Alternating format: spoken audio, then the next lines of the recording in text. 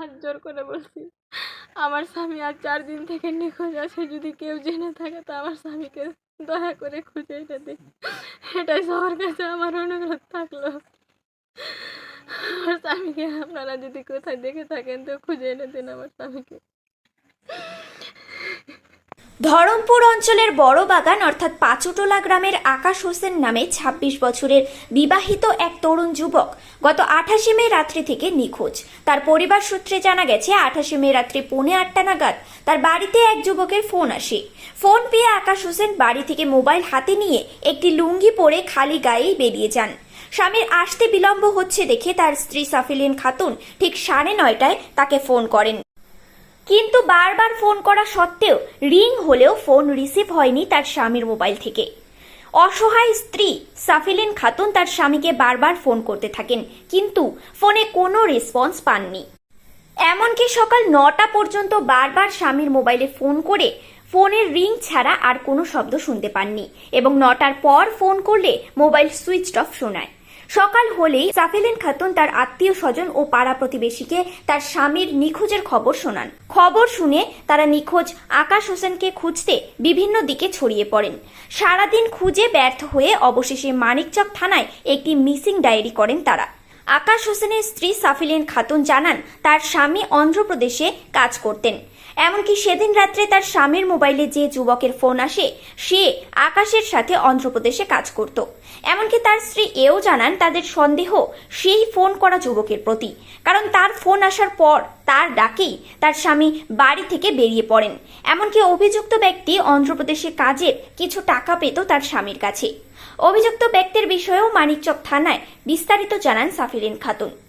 ইতিমধ্যে ঘটনার তদন্ত শুরু করে দিয়েছে মানিকচক থানার পুলিশ।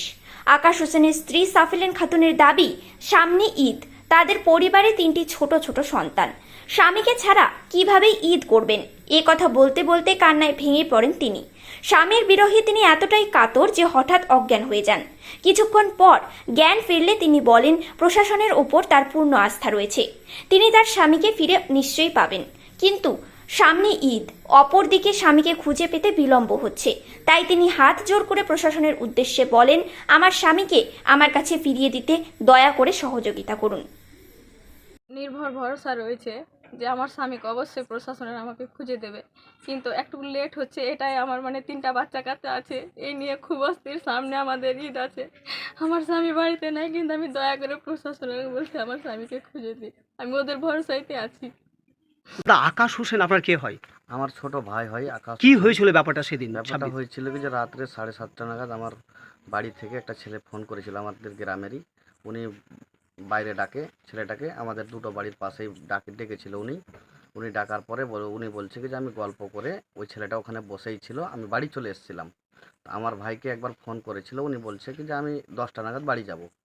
ওইখান থেকে ছেলেটা পুরো রাত্রে, আমার ভাইয়ের বউ যেটা, সেটা পুরো রাত ফোন করেছে, উনি বাড়ি ফেরেনি আর ফোনটাও রিসিভ করেনি। উনি সকালে আমাকে 4টার সময় উঠিয়েছে যে দাদা আপনার ভাই বাড়ি ফিরেনি। আমি 4টা নাগাদ উঠলাম, উঠে ফ্রেশ হলাম, ফ্রেশ হয়ে ওই ছেলেটাকে আমি ডাকলাম।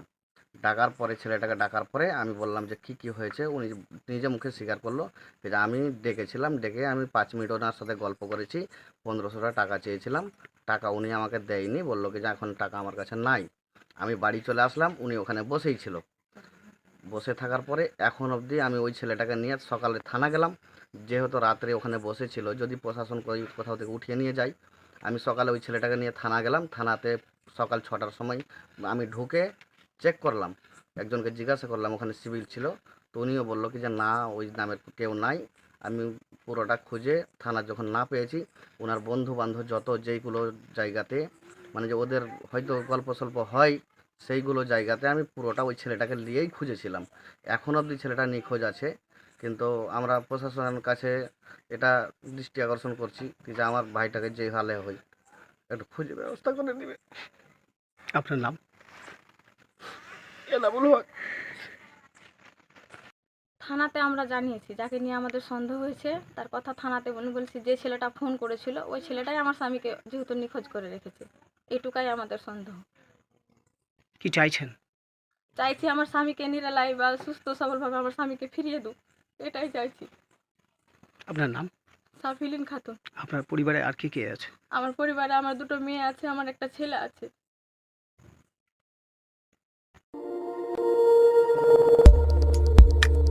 আমাদের সাথে থাকুন এবং দেখতে থাকুন নিউজ প্রাইম টাইমস, আপনাদের সাথে আপনাদের পাশে।